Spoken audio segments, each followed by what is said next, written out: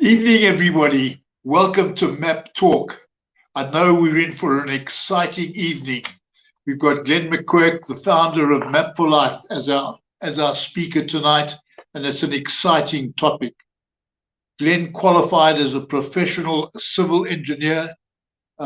He then, after 10, 15 years in practice, moved from being a civil engineer to becoming a life engineer. He's written 30 books at this stage and will continue to write more. He's one who inspires and equips people from all around the world to step out of their comfort zones and into a life of purpose and passion. Simon Sinek wrote a book called Start With Why, and it was about how great leaders inspire action. Tonight, Glen will tell us how to find your why.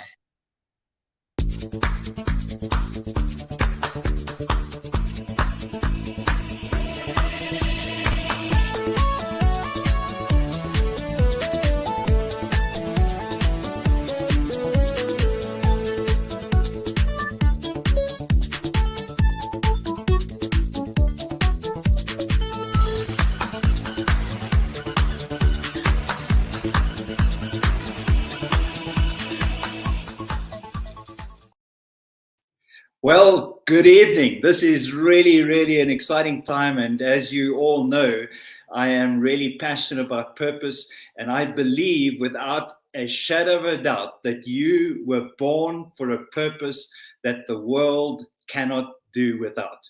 And it's time for you and I to show up and pursue our purpose with passion and perseverance for life. So let's go and take a look at this whole concept of finding your why. Now, Peter talked about about Simon Sinek, and he has actually written a book called Finding Your Why.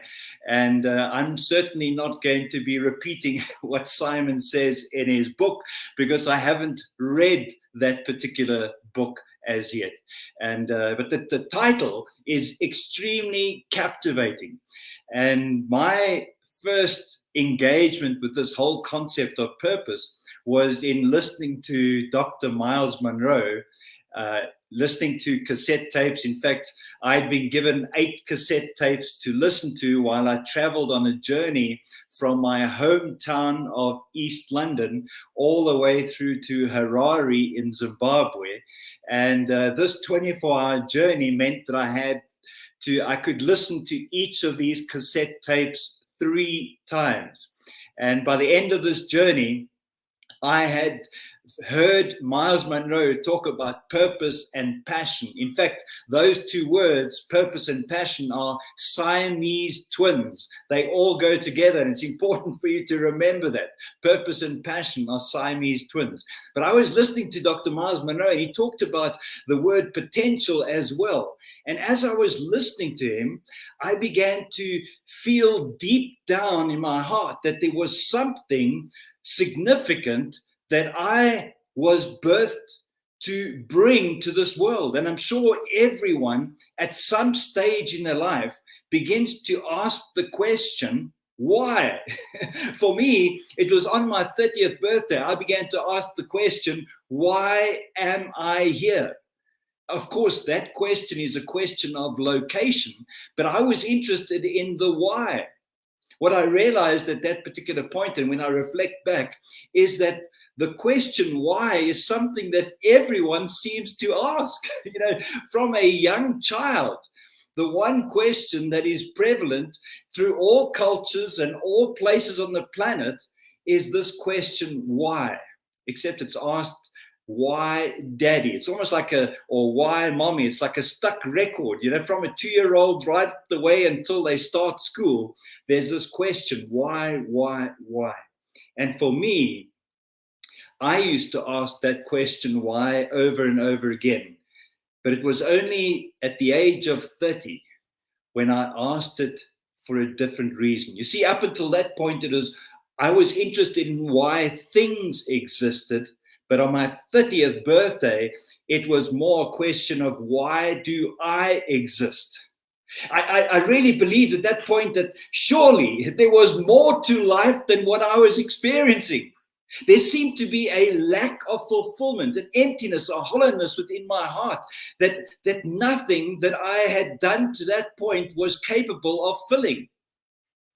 And I know tonight, if you tuned in and listening to this message, that you too can identify with that absolute deep, deep desire to live a life that is worthy of legacy, worthy of eternal remembrance, in essence.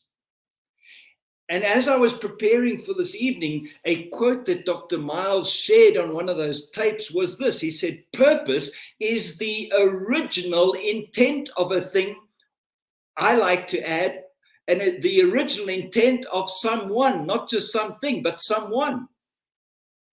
And so you and I can live our life for a purpose, but that is not what we're seeking. We're seeking to find the purpose for our life, not just a purpose, but the purpose. Because when we live our life for a purpose, it's it satisfies us short term. It does not satisfy us long term. So I thought, as I was sharing, as I was thinking about this message of purpose, I realized that many people misinterpret purpose and as a result cannot find it. They look in all the wrong places. What I realized is that we seem to spend our life circumnavigating, maybe not circumnavigating, but traveling around and within the comfort zone. We seldom, if ever, venture out. And so if purpose was to create order out of chaos, our comfort zone will be the places of order. But the environment in which we were designed to operate and thrive is the environment of chaos, because when we are in the place of chaos, we can, for the first time, begin to create order. So I want to share a few little thoughts with you to get you to begin to think differently about purpose. And the first thing that I want to share with you this evening is purpose is not about you. Purpose is not about you. What's interesting is every single website has a particular button on their menu, and that button says about us. This is who we are. But when you go and read the about us, it's actually talking about what that organization is doing for others. So purpose is not about you. Purpose is not about me, myself, and I. Purpose is about meeting a societal need. And of course, a need is something that we identify because a problem exists. So purpose is about solving problems that are facing people in the world today. So the first big thing to recognize and to realize is that purpose is not about you. Purpose is actually about a burden that is placed on your heart. And when I say a burden, you go through life and you begin to see the ills in society. You begin to see the needs that need to be fulfilled. And there's certain needs that begin to resonate with you and they begin to burden you. In other words, you lie awake at night concerning yourself about these needs that need to be met that no one is doing anything about.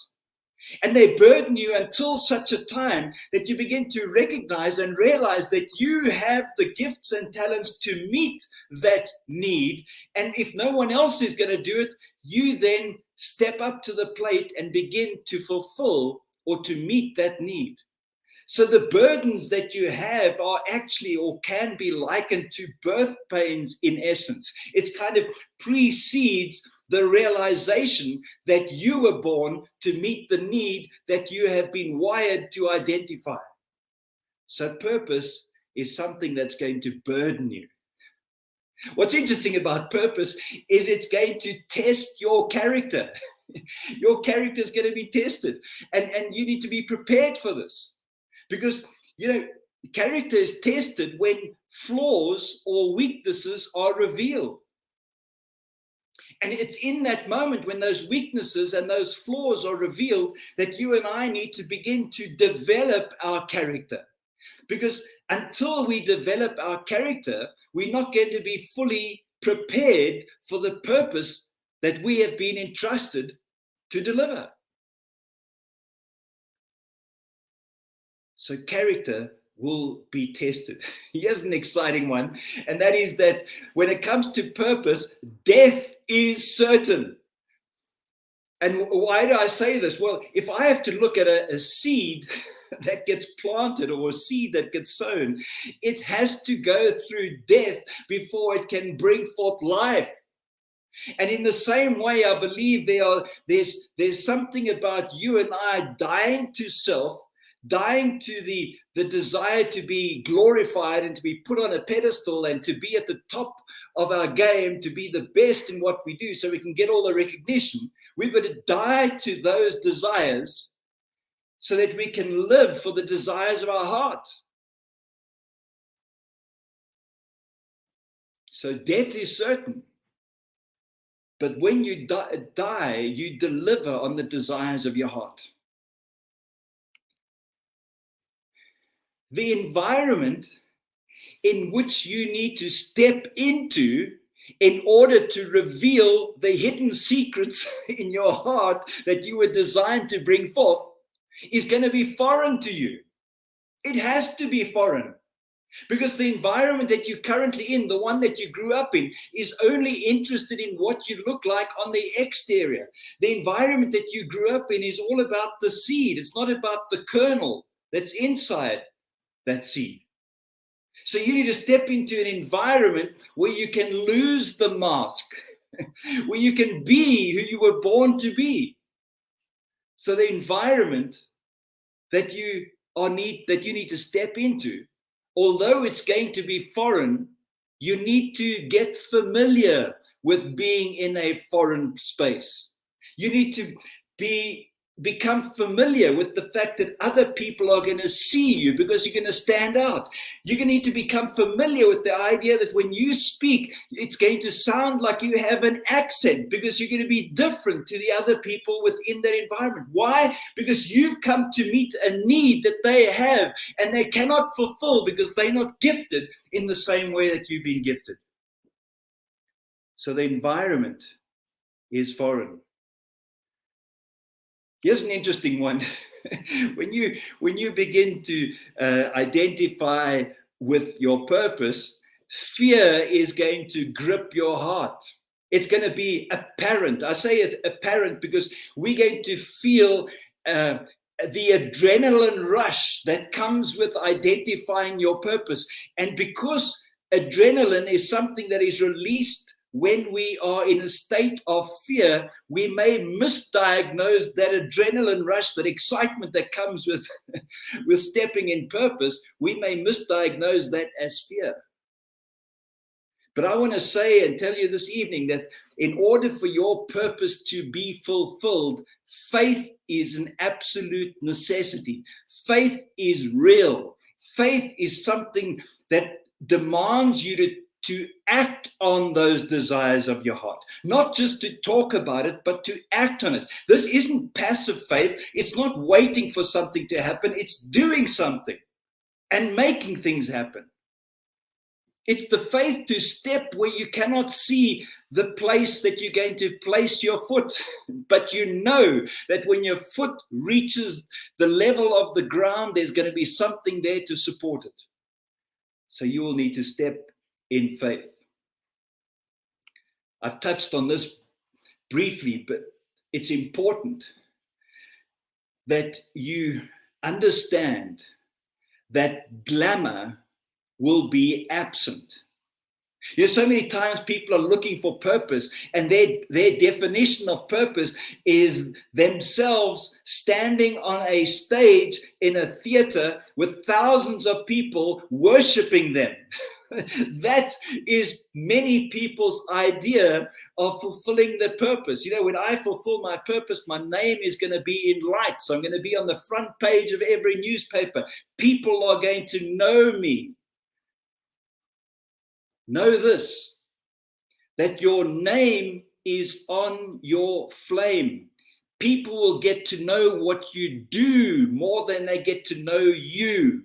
Okay, so glamour is absent, but glory is inevitable. When I say glory, I'm talking about the mark of what you have done is inevitable. And it's not going to be for your glory, it's going to be for the glory of the one who created you. So glamour is absent, glory is inevitable. And then the last one I want to share with you this evening, and you can see where we're going because we're only on the letter H of the alphabet. But I want to say that when people look for their purpose, it gives them a headache. And the reason it gives them a headache is because it conflicts with everything that they've been taught. It goes against what they've interpreted what purpose is all about.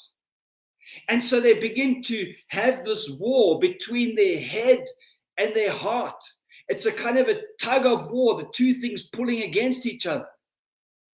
We need to change that from the headache to having that heartburn. And when I say heartburn, your heart needs to begin to pulsate with the excitement that comes with fulfilling and meeting a need that's going to make a purposeful difference in the lives of others. That heartburn must take precedence over the headache. When you begin to burn with passion, when you have that inner drive and fire that's ignited within you, the headache will disappear. Because the head will fall in alignment with the leading of your heart. There's one more that perhaps I should leave for a next time. And I trust that this journey that we are beginning today is going to be one that's going to lead you and I to become more and more aligned with the purpose for which we were created. I want you to remember without any doubt that you were created for a purpose that the world cannot do without. And the world is waiting for you to show up. And to show up, you're going to have to change direction. There's an old word that says repent. Repent simply means make an about turn. And I think when it comes to purpose, when you're on the conveyor belt that society has placed you on, when you're on that road to the end, that cliff in a sense, when you're heading in that direction and everyone else is doing the same thing, you've got to recognize immediately that you're heading in the wrong direction. You need to do an about turn and do what seems to go against everything that you've been taught. But when you make that shift from head to heart, magic begins to happen. I trust that today is going to be the beginning of the discovery of purpose for you and every single person who you share this message with. Thank you very much. Good night.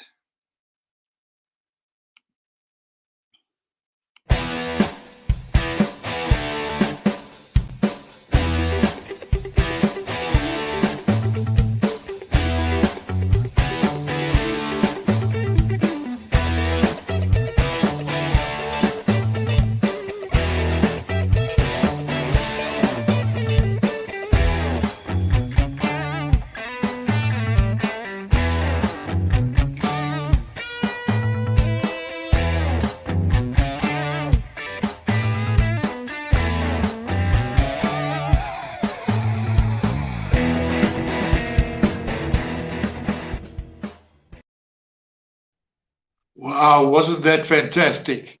As I said in my introduction, Glen loves to inspire people to get out of their comfort zone into a life of purpose and passion. We saw that demonstrated tonight. Was an address given with a lot of passion. And certainly, I think we've got a lot to talk about. And I'm looking forward to discussing these aspects with the panel tonight. And here's my panel coming in. And I think we've got an international panel with Norman all the way from Botswana. And Norman, what did you think of that? Wow, once again, yet another time well spent of reflection. And I like the way Glen really coined, purpose. And he coins it with a title that says, Why? I find that quite deep and inspiring because oftentimes when people are asked, What is your why for life and what is it that you want to do? They're all over the place. They don't realize that when you answer the question why, it has a lot to do with purpose.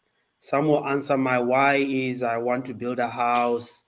That's why I'm pursuing this business. I'm pursuing that. I want to buy myself a car. And it has to all do with all these material, superfluous things.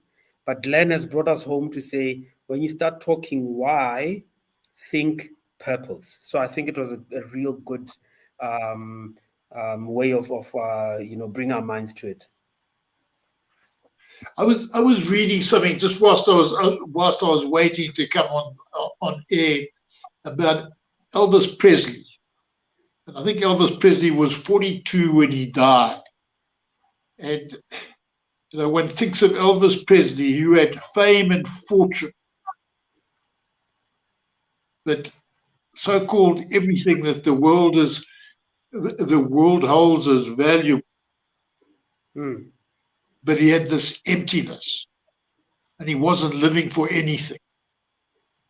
I think that's really is the message tonight, that we live in a world where we're taught to chase after certain things, money, status, and those things, but there's more to life than money and status.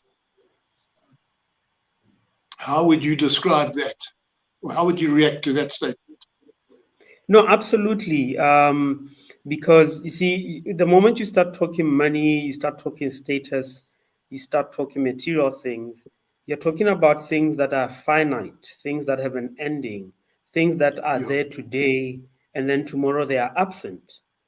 And if one chooses a route of life that is only based on that, then it means that they are actually defining themselves today to say they are, when those things don't exist, then they don't exist.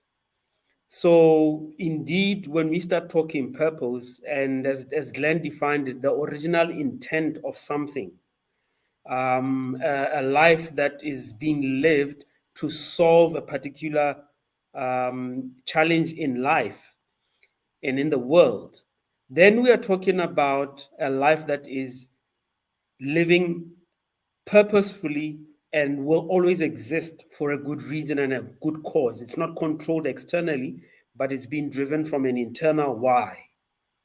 Yes. A word he didn't, or term he didn't use, was meaningful. And I think that's the important part of this all. There needs to be a meaning in life. We were born. To me, I've got no doubt that we were born for a purpose. Why else would we be here? But I don't think everybody realizes that so many people are out there with this directionless existence. They talk about searching for happiness. There's got to be more to life than that. And I think Glen touched on a lot of these things.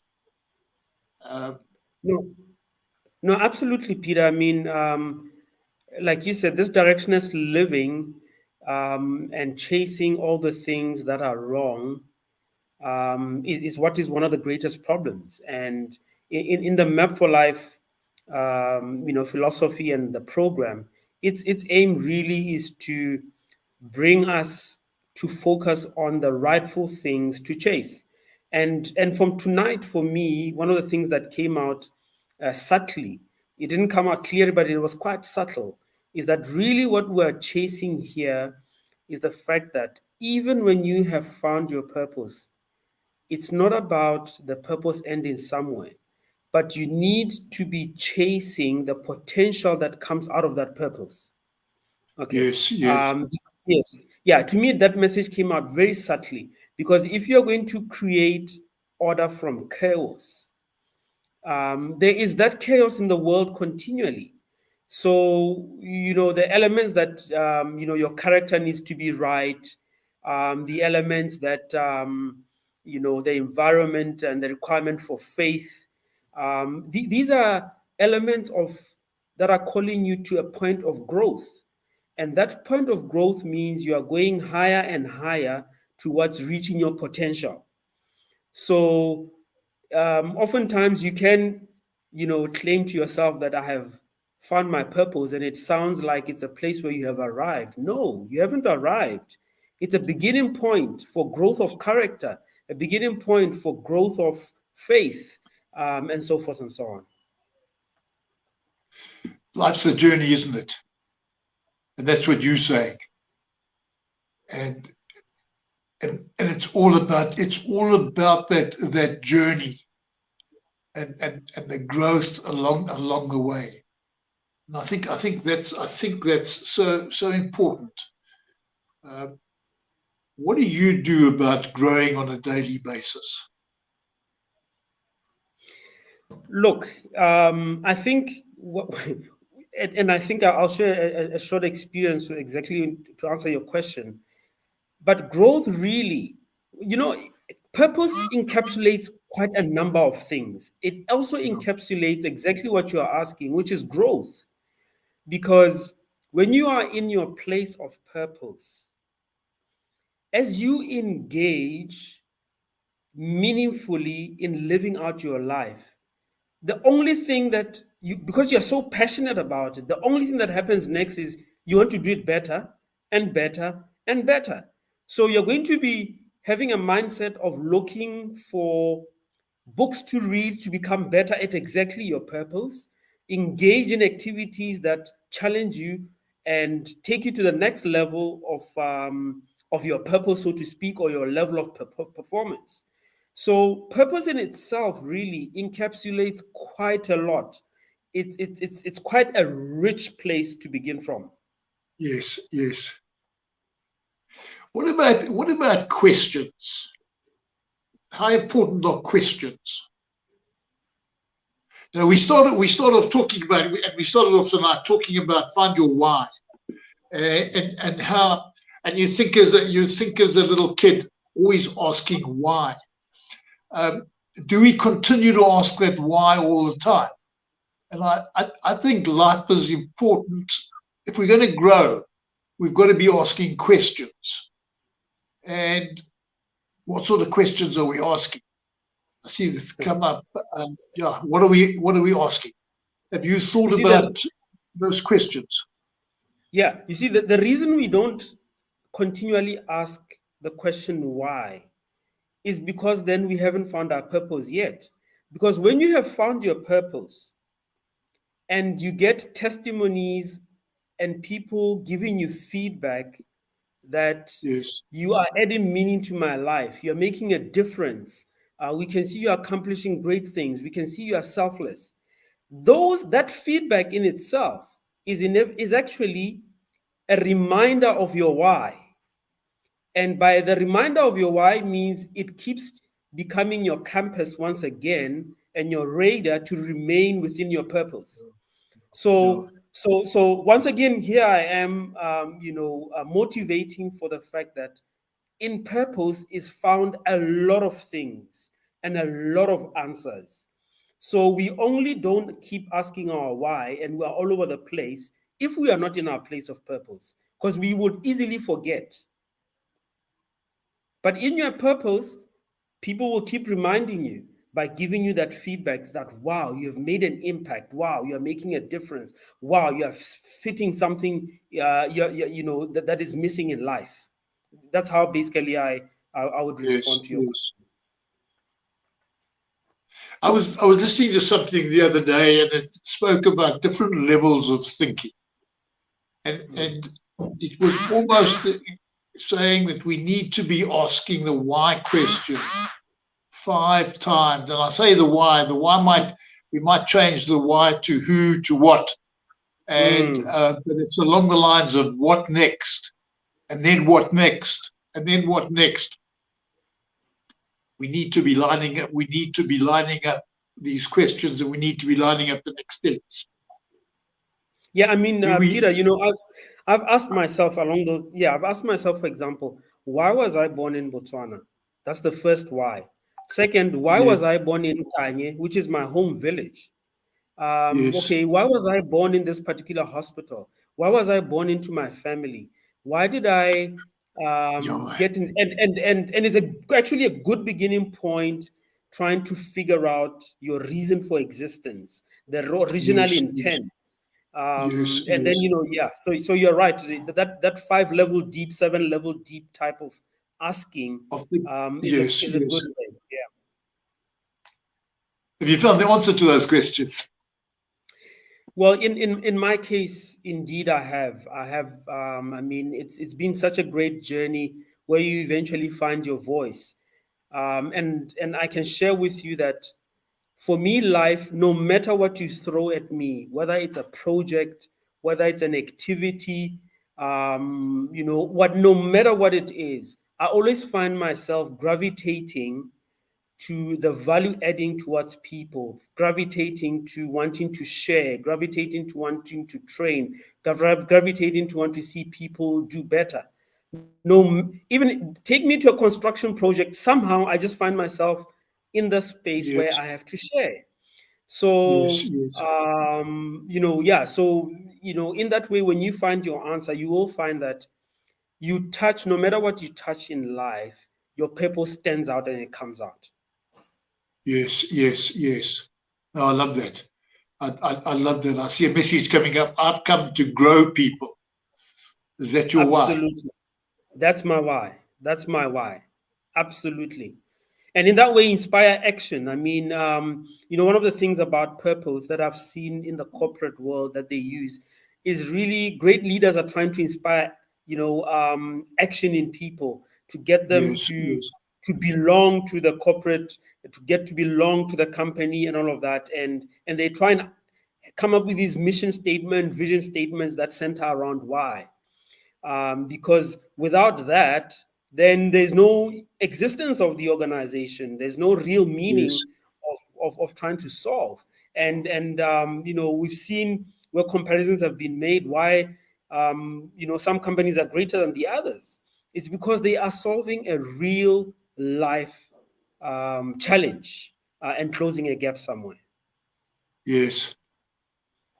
Do you have a driving force behind you? By driving force, we mean something that propels one to keep going.